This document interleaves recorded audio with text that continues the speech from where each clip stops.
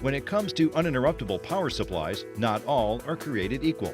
Let's take a look at one of the primary differentiators in the GE offering, redundant parallel architecture. Hello, I'm Mark Townsend, GE three-phase UPS systems engineer. Today we are going to demonstrate a decentralized way to parallel UPS systems that eliminates all single points of failure. GE calls this redundant parallel architecture, or RPA. The main advantages of GE's RPA are that all the static bypasses, all the critical paralleling logic, and all other critical module functions are distributed amongst the modules in the system.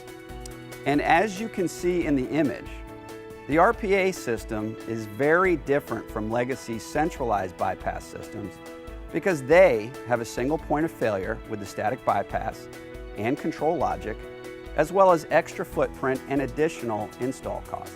At this point, we will bring the full system online. We currently have two 500 kVAs with one module on inverter carrying the load. That is the sound you are hearing. I am now going to bring the second module into the parallel system.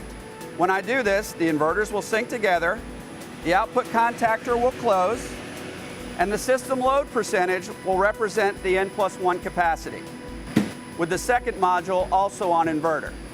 We now have two GE UPS running in redundant parallel architecture.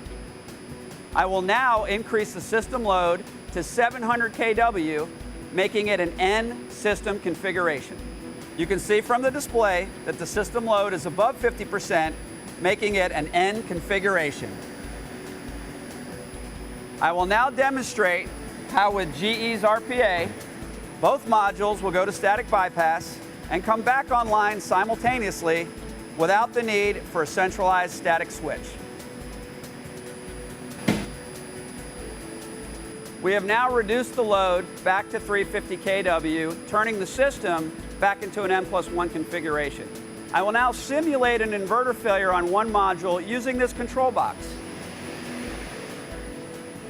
This will demonstrate how RPA is smart enough to know how many modules are in the circuit, what the total load is, and if the system needs to go to system bypass or just isolate the failed module.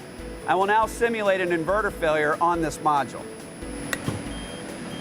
You can clearly see here on the screen that the module took itself out of the circuit, an alarm is enunciated, and the other module is carrying the load.